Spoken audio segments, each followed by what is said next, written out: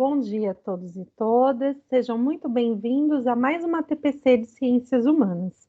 Hoje vamos contar com uma presença super especial da nossa analista sociocultural, a Sarita Palmelli. Seja muito bem-vinda, Sarita. Obrigada, bom dia a todos. Obrigada pela oportunidade de estar aqui com vocês hoje.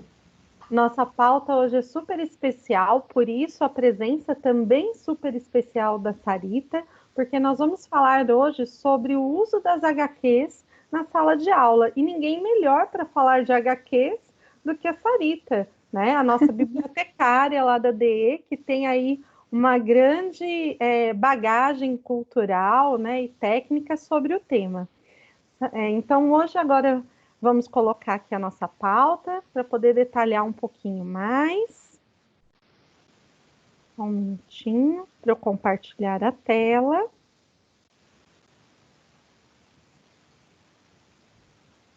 A gente vai se adaptando, né? Às tecnologias, né, Sarita?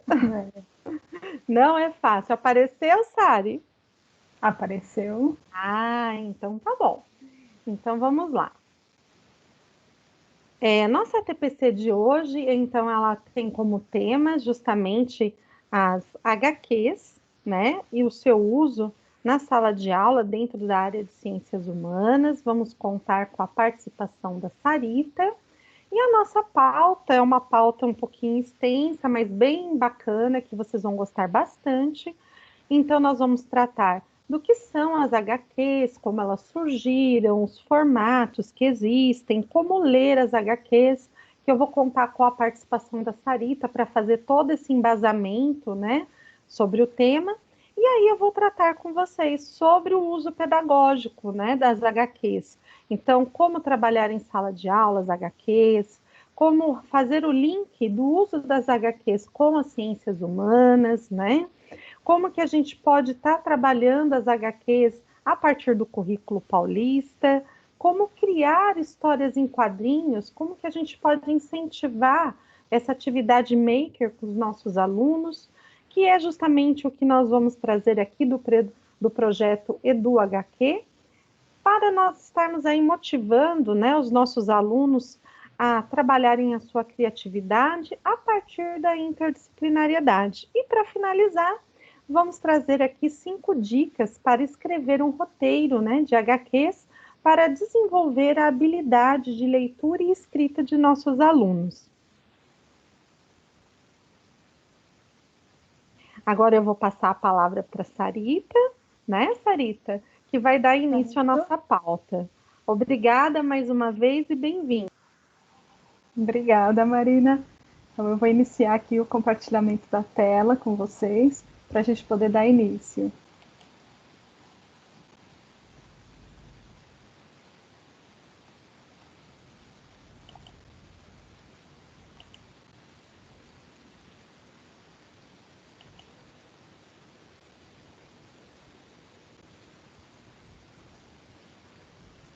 Tá aparecendo aí, Marina?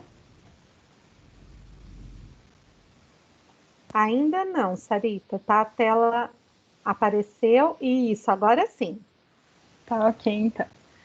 Bom, pessoal, então eu vou falar com vocês um pouquinho sobre histórias em quadrinhos, né? O universo dos quadrinhos, ele é um universo enorme e é uma atividade que ela vem crescendo e se consolidando cada vez mais como uma expressão artística mesmo. Então, o que são, né, histórias em quadrinhos? O que são as HQs? As HQs, elas misturam escrita e arte visual. Então, a leitura de uma HQ, ela é feita de uma maneira global, justamente porque como ela mescla esses elementos, né, da palavra escrita com textos, imagens, fotografias, colagens, enfim, com as imagens, ela exige que você tenha uma leitura global, porque tudo isso se mescla para contar a história. Então, cada imagem, cada palavra, cada traço, até mesmo os espaços em brancos de uma HQ, eles fazem parte da história e eles ajudam a compor a narrativa, a fazer essa narrativa ter sentido e dar um ritmo certo para essa leitura. Aí aqui, só para exemplificar, eu uso essa imagem que tem aqui, né? O personagem do V de Vingança, né? Que é uma HQ super conhecida, até virou filme. Então a gente tem aqui a imagem, a literatura e a junção desses dois conjuntos formam aqui a HQ. E aqui, quando a gente se refere a, coloca aqui literatura, a gente está falando, na verdade, de qualquer texto escrito. Tanto é que existem HQs que falam sobre história, HQs que falam sobre filosofia, HQ que fala sobre teatro, dança, até matemática tem HQ que fala. Então, na verdade, é mais uma questão assim, do texto escrito mesmo. E a história, né, de maneira geral, a arte, de maneira geral, sempre contou histórias através do uso de imagens. Então, quando a gente pensa na pré-história, em que os homens pré-históricos faziam lá desenhos nas cavernas ou nas antigas igrejas, as passagens bíblicas nos vitrais, eram formas de contar uma história utilizando-se de desenhos, utilizando de imagens. Mas a HQ, no formato como a gente conhece hoje, com ação dividida em quadros, balão, todo esse movimento, né, de imagem surgiu mesmo em 1895 com um personagem chamado Yellow Kid, que foi criado pelo Richard Outcault. E as histórias do Yellow Kid, elas foram as primeiras a ter esse estilo de desenho que a gente conhece hoje, que é dividido em ação, por quadros, com balõezinhos.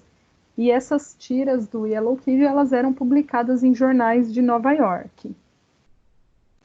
As tiras, elas fizeram tanto sucesso que vários jornais brigavam pela publicação das tirinhas do Yellow Kid. Então, o Outcault, meio que sem querer, acabou criando um modelo de desenho para os outros artistas.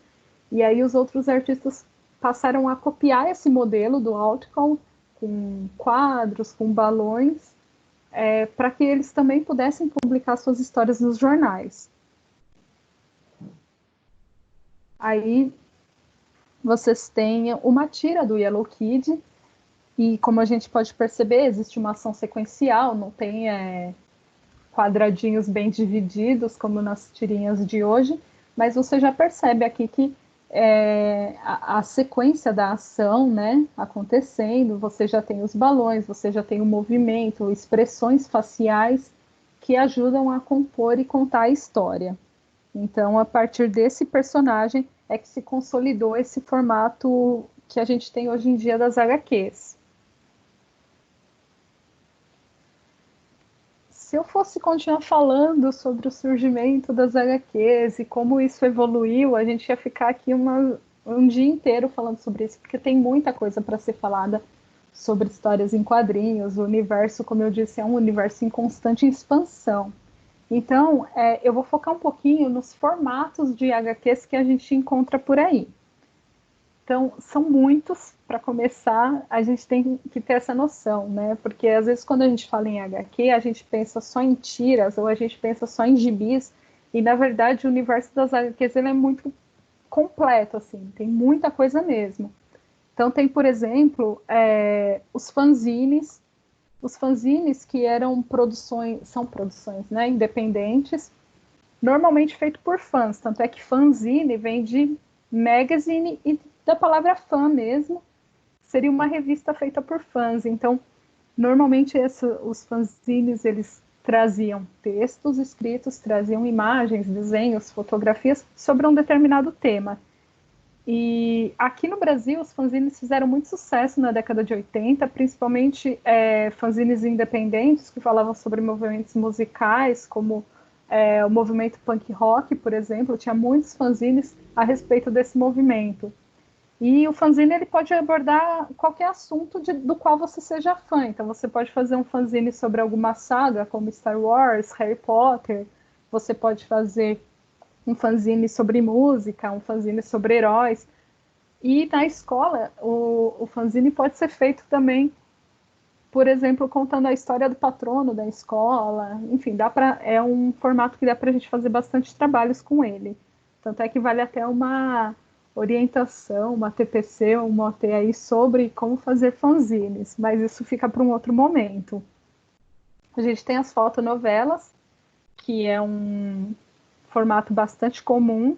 É uma novela, só que em formato de fotografias, com balõezinhos, mais ou menos como um gibi, só que no lugar dos desenhos você tem fotografias. Os mangás, que são os quadrinhos japoneses, só o mangá também é um outro universo, por isso que eu falo que a HQ ela é um universo em expansão. Dentro desse formato mangá, você tem várias divisões e subdivisões. Existem mangás voltados para o público conforme a idade, conforme o gênero. Então, existem mangás que são educativos, mangás que são informativos, mangás de entretenimento, mangás destinados para o público adulto, para o público juvenil, infantil, mangás apenas para meninos, apenas para meninas, mangás destinados ao público LGBTQI+, enfim. O mangá, né, que aqui no Brasil a gente fala mangá, quadrinho japonês, mas lá ele tem toda uma nomenclatura diferente para cada tipo de mangá que é feito. E a gente tem as webcomics, que com o advento da internet, os artistas independentes que não conseguiam publicar seus quadrinhos, suas tiras em jornais, em livros, eles tiveram esse espaço para divulgar o seu trabalho. Então, foi aí que surgiram as webcomics, que são tiras, né, são histórias em quadrinhos publicadas na internet. E o legal das webcomics é que, embora os artistas obedeçam esses padrões pré-estabelecidos, esses formatos já consolidados de quadrinhos, a web permite que eles tenham total liberdade para criar coisas novas. Então, você pode encontrar quadrinhos que não obedecem esses formatos tradicionais, você pode encontrar uma variedade de temas diferentes nas webcomics. E aí a gente vai falar um pouquinho sobre os formatos mais tradicionais, que são as tiras, a página dominical, a tira, que é aquele mais tradicional, que são publicados nos jornais. O Yellow Kid é uma tira, né? Então, digamos assim, que é o formato que inaugurou as HQs que a gente conhece hoje, né? E a página dominical, ela também é uma tira publicada no jornal, só que elas normalmente eram publicadas aos domingos, por isso esse nome, né, dominical, e elas tinham o dobro ou até o triplo do tamanho de uma tira convencional. E elas eram publicadas apenas aos domingos, porque os jornais de domingo eles tinham um espaço maior de entretenimento, e por isso eles dedicavam um espaço maior também para a publicação dessas HQs. Então aqui a gente tem aí exemplos de tiras, né? As tiras elas têm normalmente 2 a 5 quadros e normalmente elas têm esse formato horizontal. E aqui a gente tem um exemplo de página dominical. Então, como eu digo, ela tem aqui 2, 3 vezes o tamanho de uma tira convencional. Outro formato que a gente conhece bastante é o charge e o cartoon. E é bem fácil confundir uma charge e um cartoon, porque a linha que os separa é muito tênue. Então, normalmente a charge, ela satiriza situações específicas que se situam num espaço e num tempo determinados, não é um assunto universal. E elas costumam ter um cunho político, social.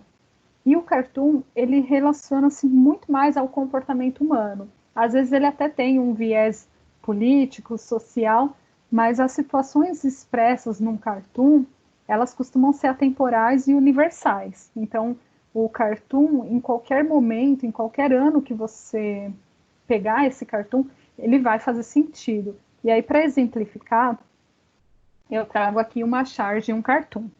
Essa charge ela é do início do ano de 2019, então ela satiriza uma coisa que estava acontecendo politicamente no nosso país ali no início do ano de 2019.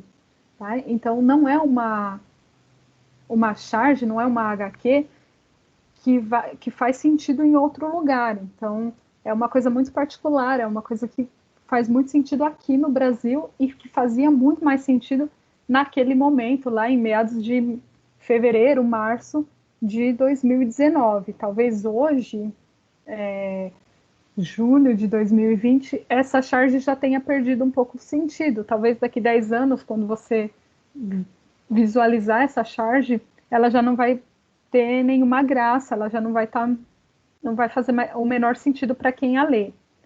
Já o cartoon, ele é atemporal.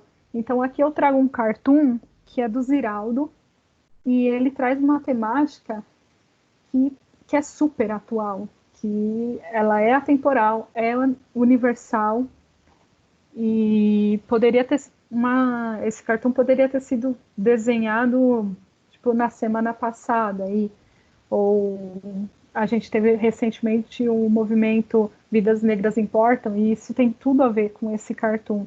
No entanto, eu não consegui achar a data original de publicação desse cartoon, mas eu peguei esse desenho, esse cartoon, numa publicação do ano de 2010, ou seja, 10 anos depois, esse cartoon ainda faz todo sentido.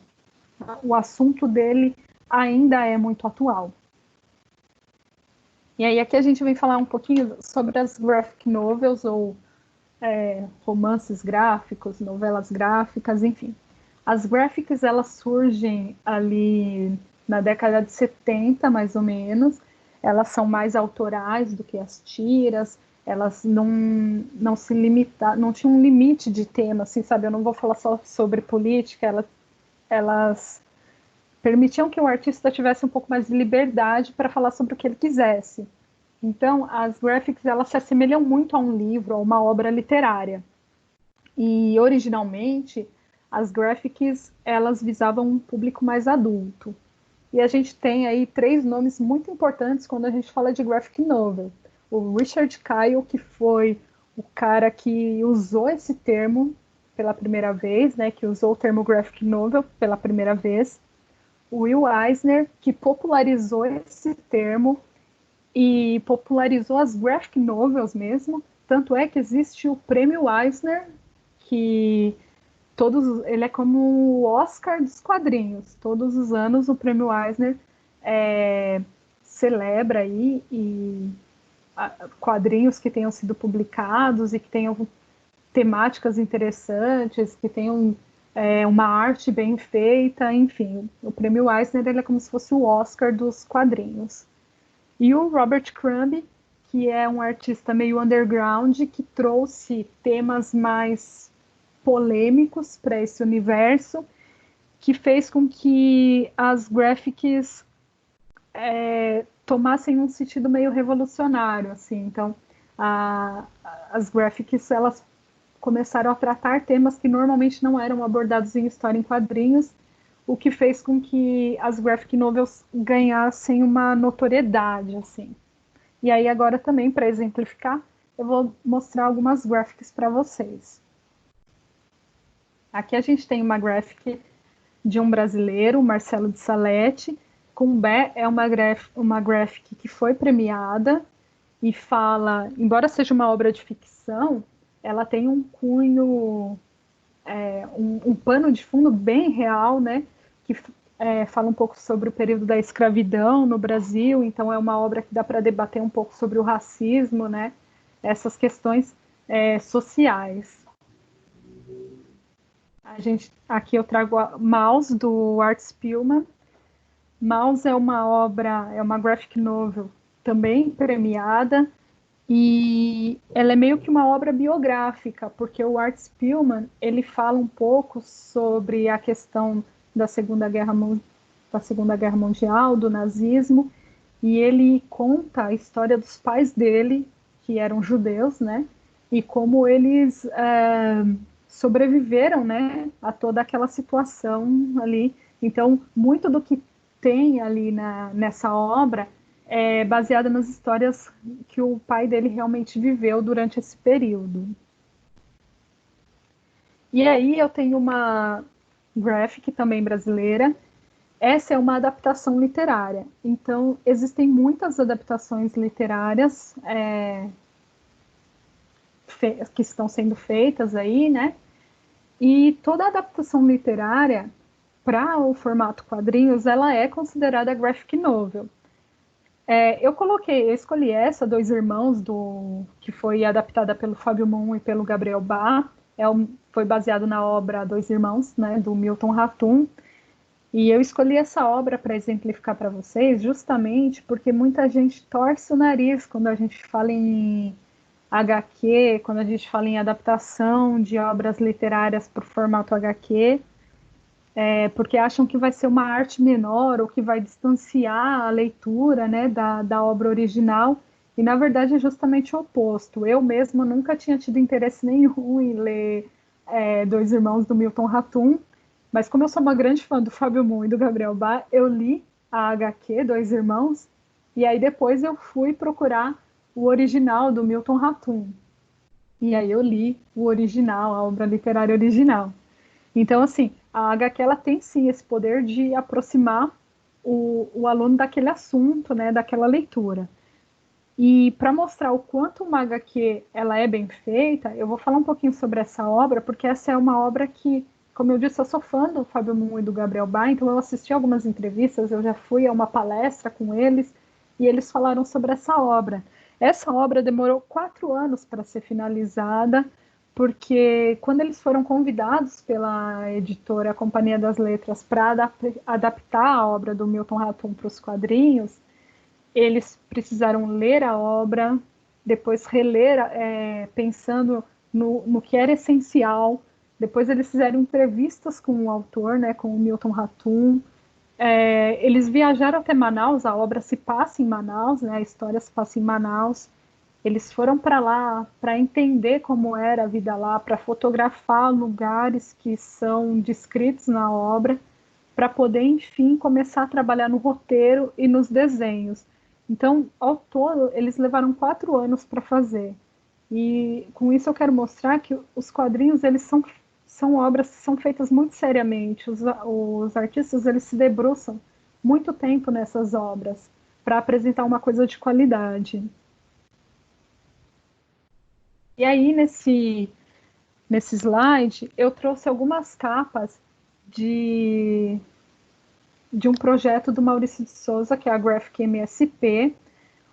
São personagens do Maurício de Souza em graphic novels feitas por outros artistas. Então, ele empresta os seus personagens para que outros artistas criem histórias originais a partir dali.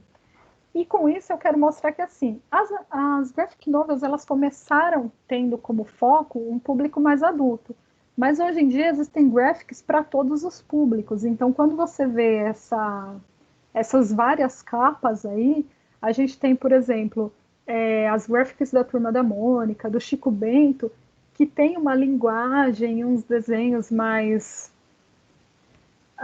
não vou dizer infantilizados, mas assim, são graphics que atendem a todos os públicos. Uma criança, um jovem vai ler com tranquilidade essa graphic. E a gente também tem personagens que são considerados infantis, como, por exemplo, o astronauta, em histórias, em adaptações que são direcionadas para um público mais adulto.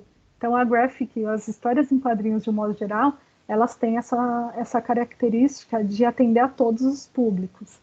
Mas é claro que nós, né, que estamos na educação, a gente precisa ler antes aquilo que a gente vai oferecer para os nossos alunos, porque, por exemplo, se eu for oferecer uma graphic dessas, seja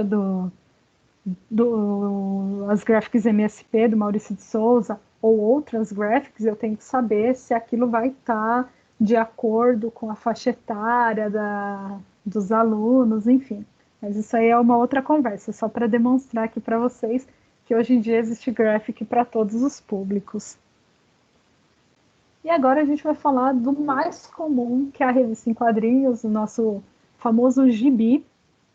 E o gibi, né, nada mais é do que histórias em quadrinhos publicadas em revistas com uma estrutura. Então, ao contrário das tiras que tem ali 3 ou a 5 quadrinhos, nos gibis, né, a história ela pode ser contada em muito mais de uma página. Normalmente gibis de heróis até em mais de um gibi, né? A gente tem aí arcos, principalmente de histórias de heróis, que são 5, 6, 7 revistas, né? 7 gibis contando uma história apenas, né? E normalmente os gibis, né, as revistas em quadrinhos, eles se apresentam em 3 formatos: o formatinho, a comic book e a magazine. O formatinho, que é esse formato tradicional que a gente conhece, das historinhas da Turma da Mônica, do Mickey, que são menores. As comics, elas são um pouco maiores que o formatinho. Normalmente as HQs de super-heróis têm esse formato. E a Magazine, ela também é maior e ela também tem mais páginas. É mais difícil de ser encontrada aqui no Brasil, a gente até encontra, mas normalmente não são publicações nacionais. E aí vem a pergunta, né? Mas como é que eu leio o HQ? E como eu disse logo no início, tudo na HQ precisa ser lido. Todos os detalhes, o que está escrito precisa ser lido, a imagem precisa ser lida, os traços, as expressões faciais dos personagens. Então, as representações de som, de movimento, as onomatopeias, tudo isso tem que ser lido, porque tudo isso ajuda a contar a história. E aí, só para exemplificar um pouquinho com vocês, eu trago essa tira da Turma da Mônica e a gente vai analisar ela rapidamente. Então, essa tira, ela traz vários detalhes que devem ser lidos. Primeiro, a Turma da Mônica está fantasiada e está fazendo um cosplay dos personagens de um desenho animado chamado Hora da Aventura. Então, para começar a entender essa HQ, a gente já precisa entender que existe um desenho animado chamado Hora da Aventura, e aí está rolando uma intertextualidade entre os personagens de uma história em quadrinhos e os personagens de um desenho animado que passa na TV. Aqui no segundo e no terceiro quadro, a gente percebe que os balões de fala, eles estão num formato diferente dos balões de fala do primeiro quadro, o que denota que o tom de fala aí não é igual, não é um tom normal. Então, provavelmente, essa personagem está gritando, enfim, não está num tom de voz normal, não é uma conversa normal. No segundo quadrinho também, a gente percebe esses tracinhos aqui em cima dos personagens e uma posição aqui no desenho que eles parecem meio estáticos, como se eles tivessem levado um susto.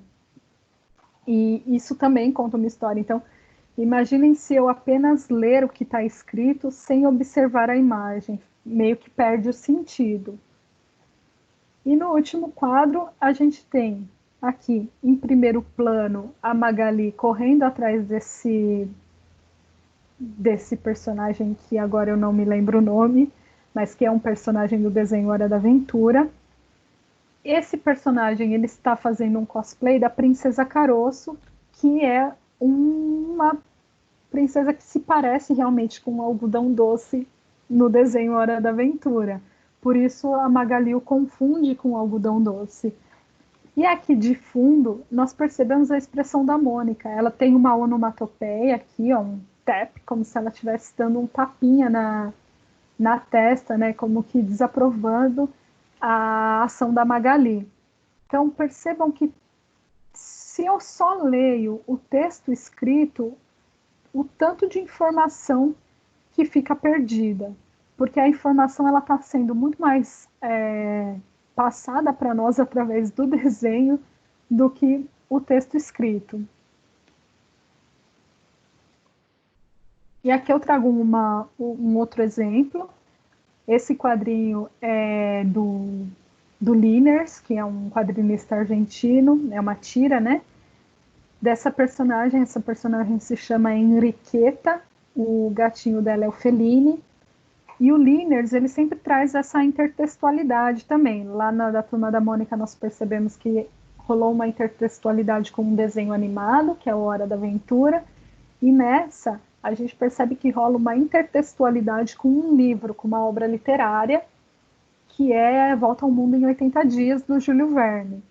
Então, aqui também existe, ó, num primeiro plano, um sofá, menininha lendo, e então você tem a imagem indo mais para o fundo, mais panorâmica, o balão fazendo menção ao balão do livro. Então, assim, toda a imagem precisa ser lida muito mais até do que o texto, porque o texto diz apenas, né, uma volta inteira? Sim. Em quantos dias? 80. Ou seja, o texto escrito aqui não diz muito, mas a imagem diz. Então, por isso que quando a gente lê uma HQ, a gente precisa ler o todo. Bom, é isso. Eu espero que eu tenha contribuído de alguma forma. Espero que eu não tenha falado muito rápido. Essas são as referências que eu usei para elaborar esse material. Muito do que eu conheço, muito do que eu sei sobre quadrinhos, eu aprendi através desses 2 cursos que eu fiz, que é o Quadrinhos em Sala de Aula e Curso Básico de Histórias em Quadrinhos, que eu fiz pela Fundação Demócrito Rocha e a Universidade Aberta do Nordeste. Esses cursos, inclusive, para quem tem interesse, eles são inteiramente online e estão com inscrições abertas. Então, como o PPT vai ficar disponível depois, para quem quiser, tem o link aqui, ó, tá? Quem tiver interesse. Como a Marina disse, eu sou analista sociocultural, eu sou formada em biblioteconomia e eu faço orientações para os professores da sala de leitura. Então, eu fiz um vídeo dando algumas dicas sobre leitura durante esse período de distanciamento social. Se vocês tiverem interesse em assistir, eu fiz o vídeo para os professores da sala de leitura, mas as dicas que eu dou, elas podem ser usadas por qualquer pessoa, em qualquer disciplina, e até mesmo sem nenhuma disciplina, você pode fazer aí, utilizar algumas dessas dicas com seus amigos, com a sua família, enfim. Quem tiver interesse, só assistir lá no YouTube. E é isso, gente. Muito obrigada. É o fim aqui da minha apresentação, mas a Marina continua aí, porque tem muita coisa legal que ela vai falar com vocês sobre o trabalho que pode ser realizado aí com histórias em quadrinhos em sala de aula. Sarita, muito obrigada. Nossa, foi muito bacana. A gente é super grato.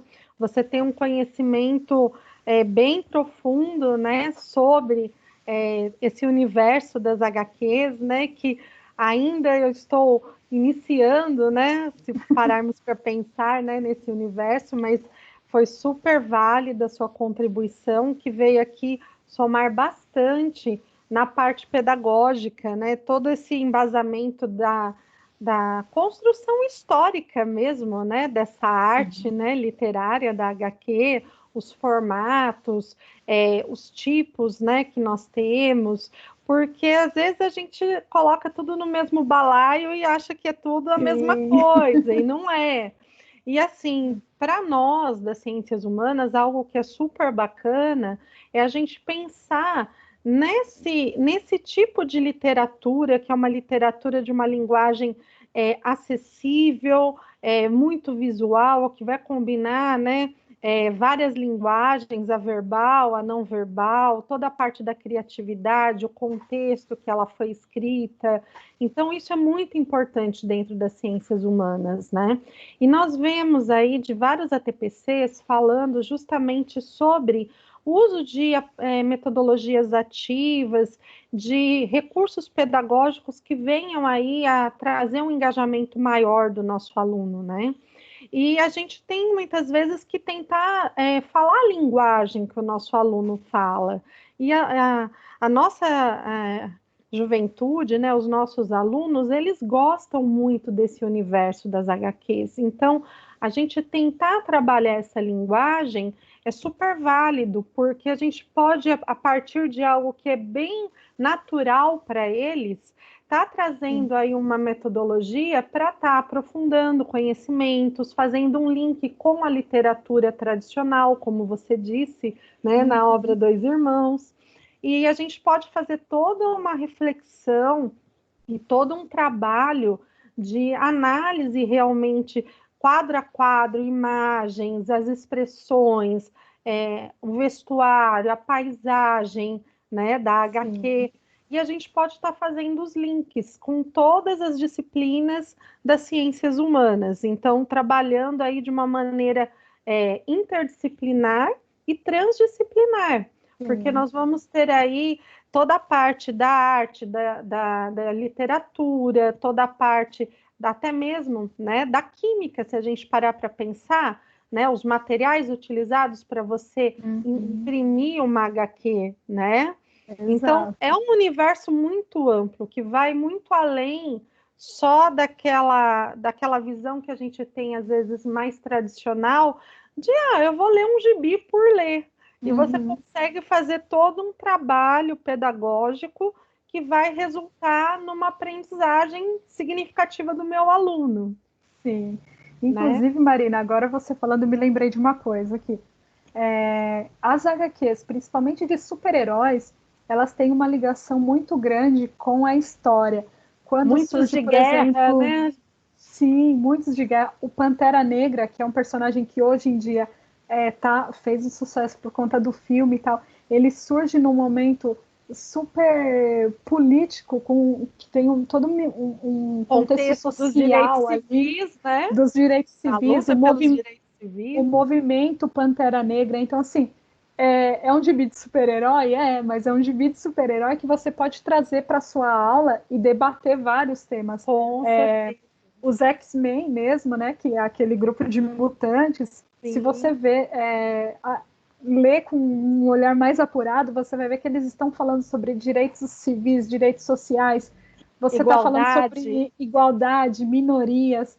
Então, assim, o universo das HQs ele é extremamente rico, é só a gente, infelizmente, tem muita gente que tem um certo preconceito ainda, mas se você parar para ler, você vai ver que tem muita coisa e muita coisa boa que dá para a gente usar na educação. É fazer aquele olhar que a gente está propondo aqui hoje na nossa TPC, é um olhar mais reflexivo para ver a HQ como um instrumento de você conseguir fazer um trabalho pedagógico diferenciado e que, ao mesmo tempo, você consegue fazer um link com a realidade do nosso aluno, daquilo que ele gosta, né? Sim. Porque, às vezes, a gente quer trazer o aluno, por exemplo, para a literatura clássica ou para um livro mais específico, mas eu posso fazer o primeiro, vamos dizer assim, a sensibilização do meu aluno para um tema de história, de geografia, de sociologia, de filosofia,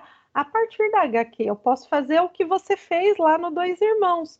Você, sim, a partir, né, do texto, naquele formato, você se interessou por ir para o caminho, né, do clássico, vamos por assim. Né? Exatamente. E da mesma forma que agora eu vou falar um pouquinho como que a gente pode fazer várias adaptações e vários mecanismos de até mesmo de avaliar o nosso aluno através da construção de HQs. Então, sim, agora eu vou dar sequência e muito obrigada. Acompanha mais um pouquinho a gente. Com certeza. A gente está aí somando forças, tá bom? Obrigada, okay. Sarita. Obrigada a você, Marina. Vou compartilhar minha tela agora, pessoal. E podem ir aí fazendo os comentários no chat do YouTube. A Sarita vai agora também estar acompanhando. Se vocês já tiverem aí alguma perguntinha para ela, podem estar já colocando as perguntinhas no chat. E agora eu vou dando sequência aqui. Nós vamos falar agora um pouquinho mais dessa parte pedagógica, tá bom? Então, só um minutinho, deixa eu tirar o quadrinho aqui para cima.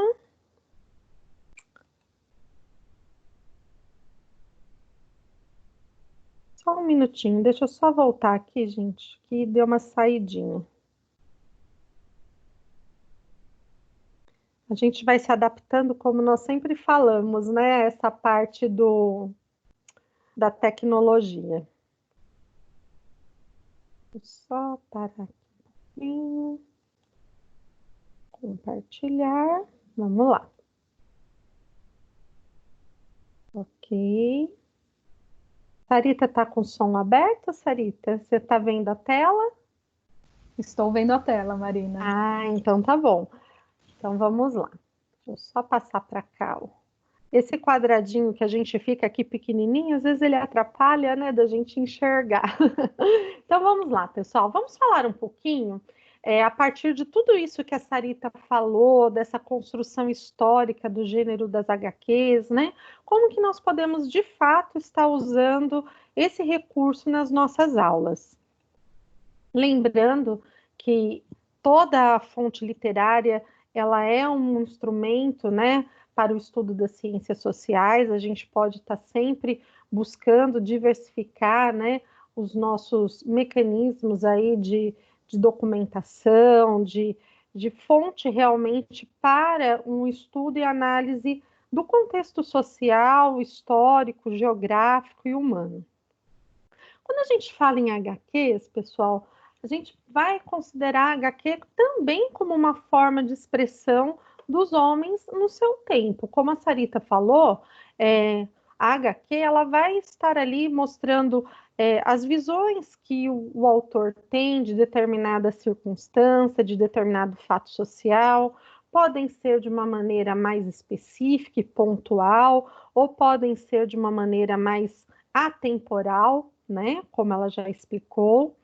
E aí a gente tem que lembrar, né, que toda obra literária e assim também como os cartoons, eles vão ter ali valores, né, impressões do autor sobre o tempo em que ele viveu, em que ele escreveu ali aquela obra. E a gente também vai estar lembrando que as HQs, elas têm esse caráter ficcional, mas elas servem ali de ponto de partida para a gente estar fazendo uma análise como um material para se trabalhar as ciências sociais.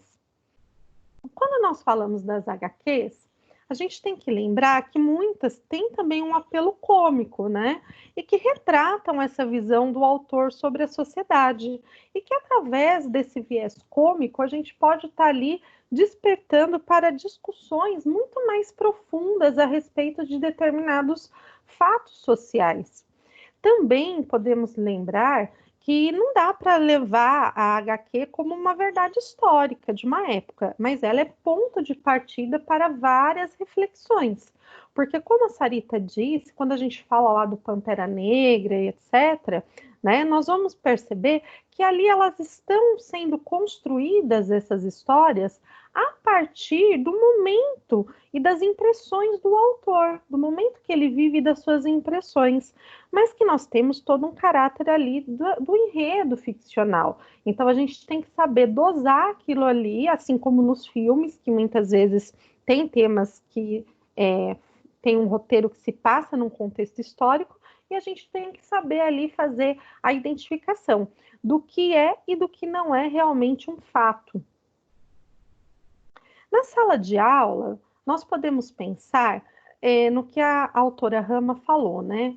Nós temos que buscar usar a HQ como uma forma de ensinar os nossos objetos de conhecimento, os conteúdos, de uma maneira mais atraente, mais motivadora, que é o que eu tenho falado nessas últimas ATPCs. Da gente tentar usar vários mecanismos, várias estratégias, né, pedagógicas para estarmos aí engajando os nossos alunos. Desculpa, pessoal. Engajando os nossos alunos para que realmente eles venham a participar mais das nossas aulas, demonstrem mais interesse, porque se a gente parar para analisar esse contexto, ainda mais que nós estamos vivendo no momento dos estudos remotos, a grande dificuldade é fazer com que essas nossas aulas, né, que já não tem aquele contato do dia a dia do olho no olho, né, do chegar perto, que isso não é possível no momento, que a gente consiga aproximar, pelo menos, a nossa fala, né, de uma linguagem compreensível para o nosso aluno, que faça sentido para ele, que ele se sinta atraído a participar, a nos ouvir e a estar fazendo o que é proposto.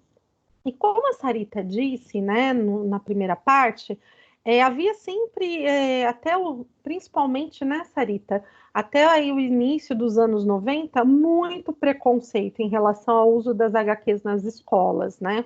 Era visto como algo de menor valor ou até mesmo subversivo, né? Que podia desviar os alunos, as crianças, do conhecimento tradicional, catedrático, um conhecimento sadio, né? Responsável. E aí vem na contramão, os anos 90, onde começa a se fazer o uso das HQs nas escolas, isso validado inclusive pelos parâmetros curriculares nacionais, os PCNs, onde as HQs passam a ser bem-vindas, sendo utilizadas nos livros didáticos, nas provas de vestibular, até mesmo no Enem. E hoje a gente vê, né, um incentivo governamental ao acesso e uso das HQs nas escolas. Tanto que, se a gente parar para refletir, no kit de materiais dos estudos remotos que vieram para os anos iniciais, foi enviado para os alunos kits, né, com HQs, né, kits de leitura. Então, a gente já percebe que já não há esse preconceito. Às vezes, o que acaba acontecendo é que, às vezes, a gente ainda não está muito habituado ao seu uso, né, de uma maneira mais dirigida para as áreas do conhecimento. Então, a gente vai falar um pouquinho disso. Até mesmo, né, o Vergueiro, que é outro autor, né, que faz um estudo bem detalhado sobre o uso da HQ como metodologia de ensino, ele fala que o único limite para você fazer o bom aproveitamento da HQ na sala de aula é a criatividade do professor, porque como vocês viram, você pode estar usando a HQ para trabalhar multidimensões, né, do seu conteúdo que você vai estar ali abordando. Então, o importante é que se tenha o conhecimento daquilo que você vai estar trabalhando, né, daquela HQ, ou do cartoon, da charge, mas que você tenha bem claro qual o objetivo que você quer atingir utilizando esse mecanismo, esse instrumento pedagógico. Então, você tem que ter um plano de trabalho. Então, não adianta só trazer a HQ para a sala de aula ou pedir para o seu aluno elaborar uma HQ se você não tiver ali um roteiro de estudos, uma metodologia onde você tem um começo, meio e um fim a ser atingido ali, né, em termos de desenvolvimento de habilidades e de competências. E aí, gente, é bem importante que a gente pare para pensar. A humanidade, como a Sarita disse, desde a pré-história, o ser humano ele tem aquela necessidade de se representar graficamente, né? Através das pinturas rupestres, através do grafite, através dos desenhos em geral, né? Da fotografia, da pintura. É uma necessidade humana de comunicação natural do ser humano.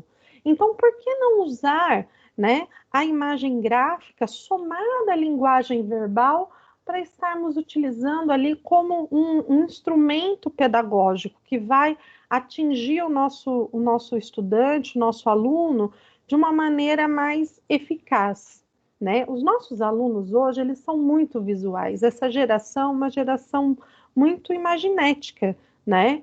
Então, a gente tem que se utilizar daquilo que pode lhe sensibilizar de uma maneira mais efetiva.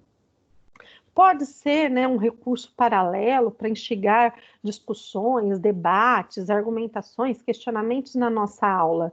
E é um instrumento de trabalho onde nós vamos poder ali estabelecer um diálogo entre a formação, né, que nós esperamos ali, da aprendizagem de conteúdos, né, o desenvolvimento ali de habilidades, de competências, mas que seja algo ali que dialogue com o lúdico, com o criativo, com algo que seja bem agradável para o nosso aluno, que você una ao mesmo tempo a escola ao entretenimento, aquilo que é prazeroso, né? Porque como a gente já viu em outras ATPCs, a gente só aprende quando a gente se emociona, quando aquilo faz sentido para a gente. Então, usar várias linguagens vai fazer com que a gente consiga, de certa forma, atingir os nossos alunos que estão em estágios diferentes de aprendizagem, com fragilidades de aprendizagem diferenciadas em algum momento. Então, nós podemos, desde o trabalho de incentivo à leitura, do debate, de estabelecer esses diálogos, até chegar ao ponto de propor aos nossos alunos que eles mesmos criem, que eles escrevam, né, as suas próprias HQs. E isso vai mostrar, gente, se ele dominou, se ele compreendeu aquilo que foi estudado no roteiro de estudos, na sequência didática ou não. Por quê? Ao estar fazendo ali a sua própria historinha, né, a sua própria HQ, ele vai ter que revisitar aquilo que ele estudou, ele vai ter que ter o embasamento teórico para poder fazer o roteiro e desenvolver os desenhos, ou até mesmo se ele não souber desenhar, mas poder escolher figuras, né, para fazer ali, né, a demonstração das características, né, das sensações, dos sentimentos, das expressões do texto dele. Então, isso é bem interessante. É justamente a gente ver que a leitura de quadrinhos é a leitura da linguagem, né? É ler a sua linguagem verbal e não verbal. E quando a gente fala em leitura, inclusive esse vídeo que a Sarita, né? Na verdade, são 2 vídeos, né, Sarita, que você elaborou sobre a questão da leitura, né? Dicas de leitura muito interessantes, né? Para nós também. É a questão da leitura, né? A leitura, ela é essência para a interpretação. E nas ciências humanas, a gente sabe muito bem disso, né? Se nós não termos ali uma boa leitura, dificilmente teremos uma boa interpretação. E aí, esse leitor curioso, ele é aquele leitor que questiona o que ele está lendo, que ele debate, que ele traz a leitura como uma experiência pessoal, né? Que pode ser uma experiência de transformação, inclusive, dele, né? E ele vai estar ali adquirindo novas linguagens, então ele vai ter mais facilidade de contextualizar, né, aquilo que ele vive, ele vai poder fazer próprias produções, ele vai poder ter uma ampliação do seu rol cultural através dessa leitura, né? Ele vai ter ali o desenvolvimento de uma habilidade que vai lhe permitir inclusive, dentro daquilo que nós falamos em ATPCs passadas, no caso, né, a atitude historiadora, né, e o raciocínio geográfico, eles são 2 competências estruturantes da área de ciências humanas, onde se você não tiver ali uma boa leitura e uma boa interpretação, não vão se desenvolver. Então, daí a pauta de hoje ser tão importante para nós. E as HQs no ensino de ciências humanas? Então, ela visa ali permitir a leitura e interpretação, aquisição de novos conhecimentos, formação de leitores com uma ampla curiosidade e imaginação, e influir, né, no contexto linguístico e social do meu aluno. Então, quando a gente fala do uso das HQs, nós já muitas vezes utilizamos, mas será que nós estamos utilizando com um foco realmente para o desenvolvimento de uma aprendizagem profunda? Então, a gente muitas vezes já usa ali o Diário de Anne Frank, né, o próprio Maus, o Angola Janga, o Aisha, que é bem legal, né? Só para vocês terem uma ideia. O Diário de Anne Frank, né, que é bem famoso, vai falar sobre o contexto da perseguição aos judeus, né? O Maus também, o contexto do nazismo e o Holocausto. O Angola Janga vai trazer um contexto sobre o Quilombo de Palmares, e o Mundo de Aisha é muito legal, porque ele fala de toda a questão da vida e da repressão das mulheres no Iêmen. Então, a questão do orientalismo também, quem não conhece, é muito interessante. E aí, o que a gente percebe? Vamos trabalhar a HQ com um foco maior, né? Muitas vezes a gente até sabe de alguns colegas que utilizam HQs, mas será que nós estamos conseguindo fazer um link com os nossos conteúdos ao ponto do meu aluno conseguir fazer uma reescrita dos roteiros lidos, uma versão, né, daquilo que foi lido, discutido, trazendo os objetos de conhecimento trabalhados na nossa aula. Então, a gente pode pensar nessa parte, né, da confecção das HQs, aliando-se à interdisciplinaridade, onde a gente vai ter a área de ciências humanas trabalhando em conjunto com a língua portuguesa, as artes e a questão da tecnologia.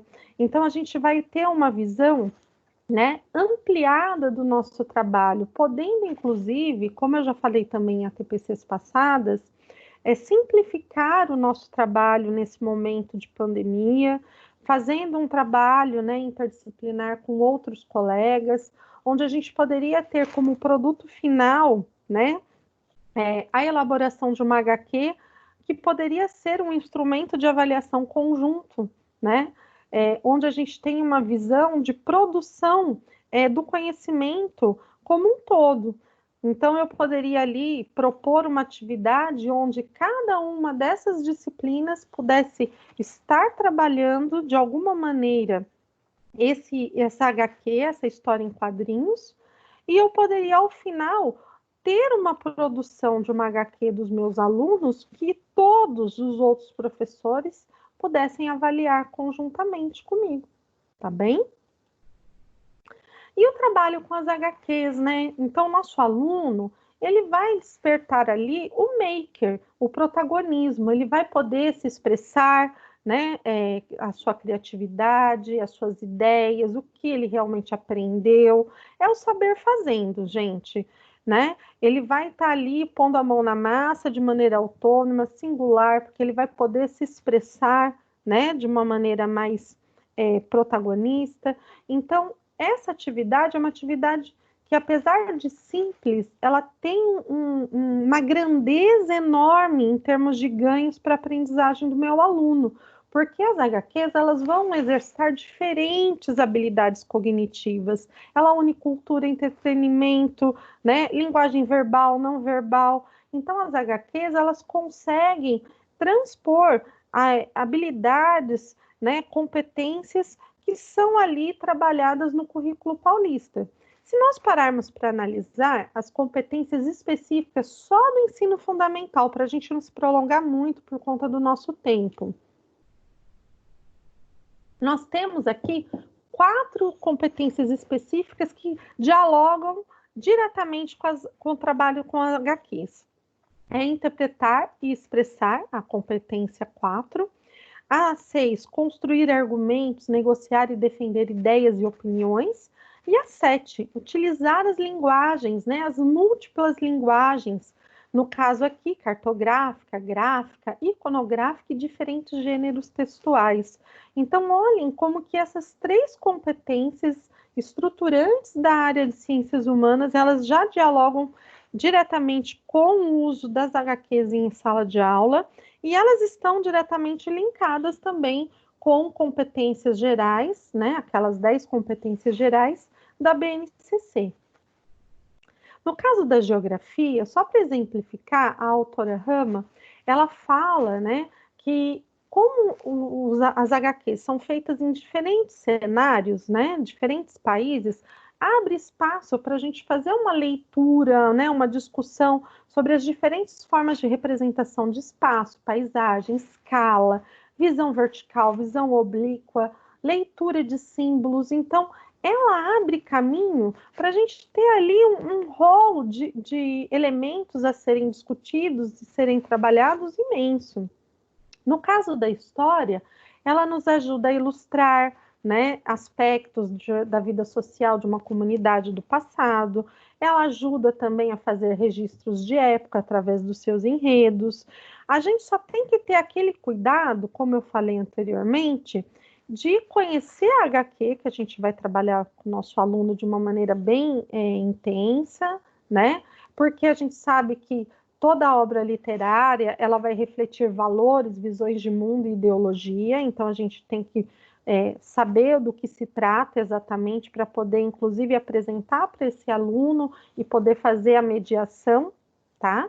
E também mediar essa leitura de forma a estar buscando ali mostrar quais são informações historicamente corretas e as que não são ali do roteiro, para poder mostrar também a diferença entre o que é realmente fato histórico e o que é ficção. Outro autor, né, o Vilela, ele destaca também que quando a gente vai fazer, né, o estímulo à produção de histórias pelos nossos alunos, a gente não tem, assim, aquele limite de desenvolver, como a Sarita falou anteriormente, de uma única matéria. A gente pode ter HQs de todas as áreas do conhecimento, de todas as matérias, né, desde que aquilo desperte a criatividade, desenvolva os conteúdos específicos que a gente vai estar trabalhando com o nosso aluno na aula. Então, o céu é o limite para trabalhar com as HQs. E o projeto Edu HQ, que é bem legal, ele vai justamente sugerir que os professores utilizem as HQs com mais frequência, né, na sala de aula, nas suas aulas. Por quê? Essa metodologia do projeto e do HQ, ele vai falar que justamente as HQs, né, quando o nosso aluno produz uma HQ, ele vai compreender melhor, ele vai fixar os objetos de conhecimento, ele vai desenvolver habilidades, vai desenvolver competências, e é um momento onde o professor ali pode acompanhar, monitorar o desenvolvimento daquela atividade e estar ali tirando as dúvidas, né? Porque muitas vezes o nosso aluno ele tem dúvidas e não pergunta. E no momento de criação, porque ele tem que fazer um roteiro e tem que fazer a conexão da imagem com o roteiro, ele vai então se sentir mais confiante de estar buscando a ajuda do professor.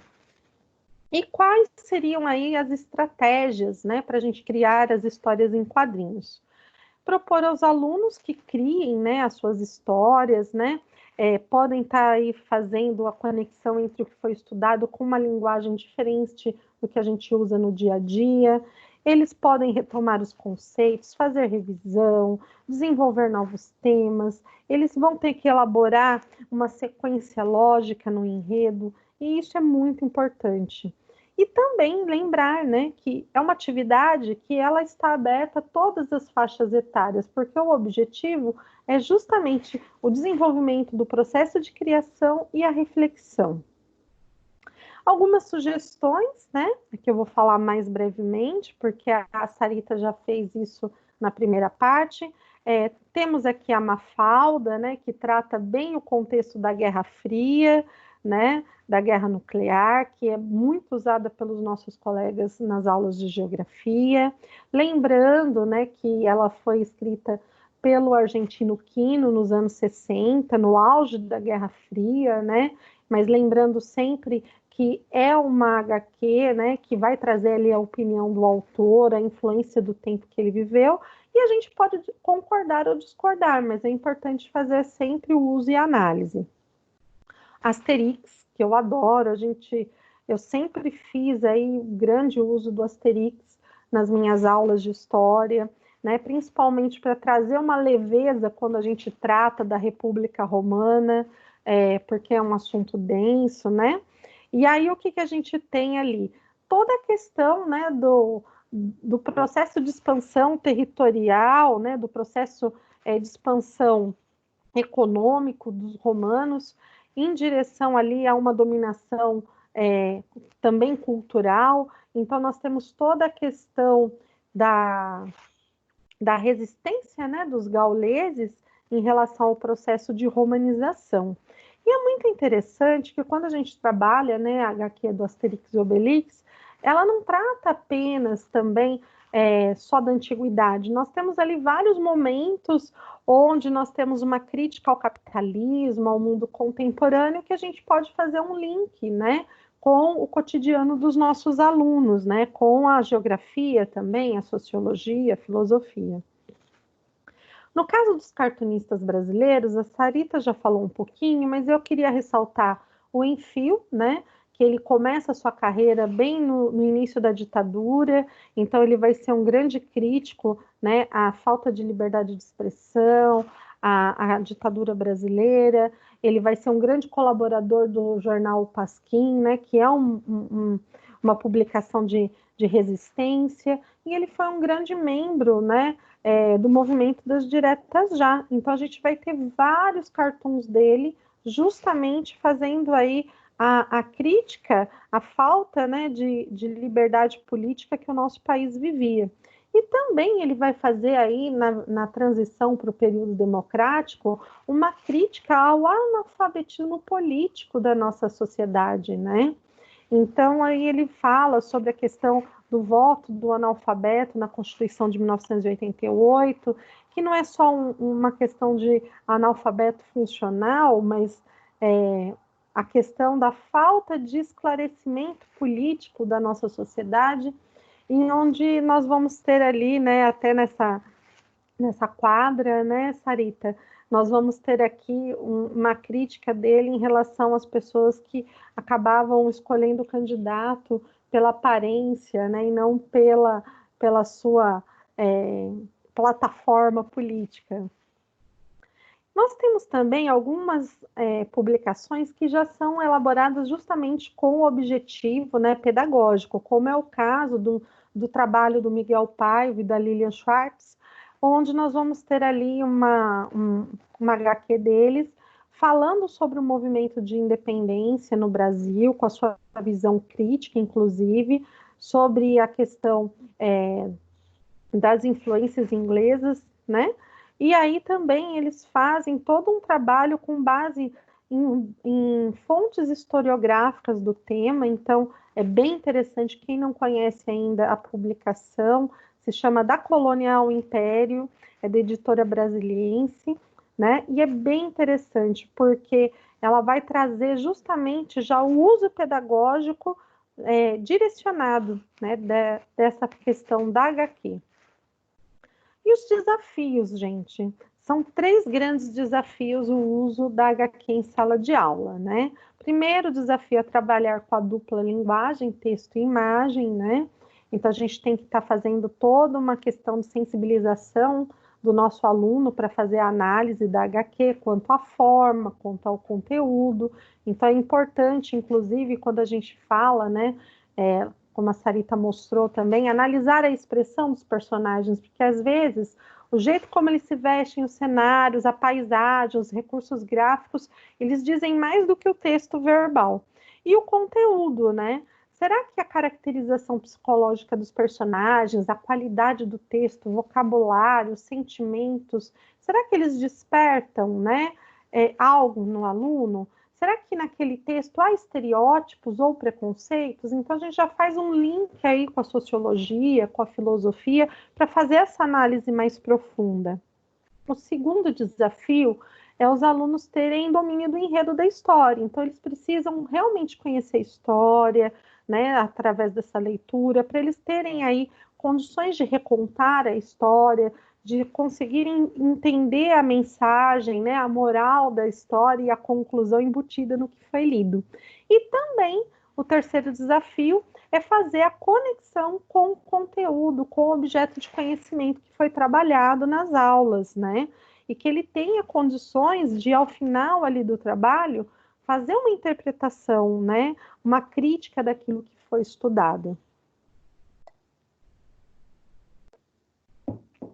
Aqui, gente, para finalizar, tá? Porque hoje o nosso TPC ele é mais curto, mas eu queria aproveitar a agenda da Sarita para a gente estar fazendo essa formação. 6 elementos básicos para criar uma história em quadrinhos, que vocês vão poder estar trabalhando com os alunos. Então, nesse site, Sapos Voadores, Quadrinhos, tem ali um passo a passo, um artigo bem bacana do Ricardo Taíra, onde ele fala quais são os elementos, né, da HQ, o requadro, que é o quadrinho, o espaço que a Sarita falou, né, da sarjeta ou calha. Só um minutinho, gente. Tem uma travadinha. O balão, onde a gente vai ter as diferenças de tom de voz, né, que vão dar intensidade à fala. O recordatório, que às vezes você tem ali como se fosse a memória daquilo que aconteceu em outras quadras, ou, né, que não está desenhado, visível naquele momento. A onomatopeia, como a Sarita já falou, que são os sons que dão, né, intensidade também à imagem. O desenho, né? Muitas vezes o aluno fala: professor, eu não vou fazer HQ porque eu não sei desenhar. Não é desculpa, gente. Nós podemos fazer homens de palitinho, né? O boneco palito, podemos usar recorte, colagem. Tem muitos aplicativos hoje que o aluno consegue fazer a HQ na própria internet. Então, a gente tem que estar buscando aí estimular para que eles tenham a atitude, né, de começar a desenhar, de começar a criar os seus próprios trabalhos. A narrativa visual, então, a gente vai lembrar que até a ordem dos quadros, o posicionamento das personagens, dos balões, vão dar sentido ao nosso texto, à narrativa visual. E que também a gente lembra, né, que diferente dos mangás, né, nós ocidentais escrevemos da esquerda para a direita, então até o posicionamento das personagens vai estar mostrando aí a sequência da historinha. E 5 dicas, gente, para que os nossos alunos consigam escrever os seus roteiros das HQs. Então, é sempre estimular que eles escrevam muito, reescrevam suas histórias, organizem as ideias, pensar que eles não estão escrevendo para si mesmos, mas para os leitores. Então, a gente ter aquela ideia, né, da correção ortográfica, da clareza, né, do texto. E vocês percebam que, ao estar fazendo isso, eles estão desenvolvendo ali várias competências, várias habilidades que vão ser super úteis para nós no nosso trabalho aí com os alunos desenvolvendo o currículo. A quarta dica é não fale sobre uma ação, mostre, né? Então, a questão da linguagem visual, né, não verbal, então estimular eles a estar fazendo essa expressão através dos desenhos, das colagens, né? E o tempo dos quadrinhos, que é um caso à parte, né? Então, vão ter algumas histórias que vão ser mais detalhadas, né? Que vão ter um tempo maior, e outras que vão ser tirinhas bem curtinhas, né? Intercalando os quadros. Mas vocês podem estar aí, ó, tem os links nos PPTs, né? Que vai estar à disposição para vocês na página da DE, no nosso grupo lá do Facebook também, onde vocês vão poder pesquisar todo esse material, ler com mais tempo, podem mandar as dúvidas através do grupo ou do chat, dos comentários aqui do YouTube. A gente vai respondendo, né, Sarita, dentro do possível, e vamos aí tentar colocar em prática essa nova forma de tentarmos aí alcançar os nossos alunos, engajando eles com uma atividade diferenciada. Uma outra coisa importante, aqui eu tenho as referências, são vários autores que trabalham o tema das HQs, que vocês podem estar também procurando, se aprofundando. E para a gente finalizar, né, Sarita, eu só queria aqui estar trazendo para vocês que nos materiais de apoio, eu montei uma pasta no Drive também com várias HQs, né, que vocês podem estar aí fazendo a leitura, propondo algumas atividades para os alunos de vocês, né, para estarem aí começando a dar um primeiro toque aí para a gente estar trazendo um trabalho mais agradável, diferenciado aí para o nosso aluno. E se vocês tiverem já alguns trabalhos que vocês estão desenvolvendo com HQs, compartilhem conosco lá no grupo, podem colocar as sequências de atividades ou fotos dos trabalhos que vocês estão recebendo. Vamos compartilhar as nossas boas práticas, porque, como eu disse na TPC passada, vocês já fazem muitas coisas bacanas, muitas coisas bonitas, que podem inspirar os outros colegas. Então, vamos aí ter esse momento de divulgação das nossas boas práticas. E eu quero aqui agradecer mais uma vez, né, a todos vocês que ficaram conosco, agradecer também a Sarita, que esteve aqui conosco na nossa TPC hoje, né, Sarita? Se você quiser abrir um pouquinho a sua tela, né, para a gente falar um tchau para o pessoal. Muito obrigada, viu? Você trouxe uma contribuição imensa para a gente, que E além dos meus conhecimentos, então sou muito grata, eu também aprendo muito toda vez que vem um convidado na nossa TPC, e eu creio que todo mundo gostou bastante. Se você está super convidada, se quiser, depois de uma próxima oportunidade, está trazendo algum outro tema para a gente estar desenvolvendo, está super convidada.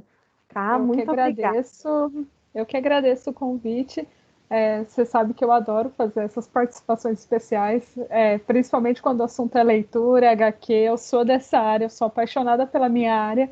Então, assim, o que eu puder contribuir nesse sentido, estou aí, é só me procurar. Obrigada a vocês pela oportunidade.